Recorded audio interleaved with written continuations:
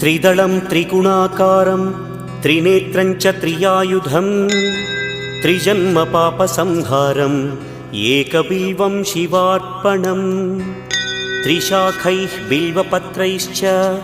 अच्छिद्रैः कोमलैः शुभैः तव पूजां करिष्यामि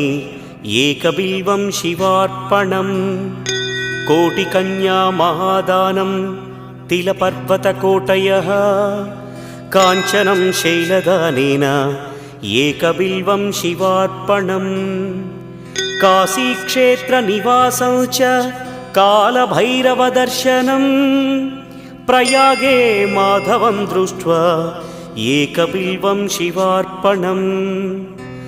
इन्दुवारे व्रतं स्थित्वा निराहारो महेश्वर नक्तं हौष्यामि देवेश एकबिल्वम्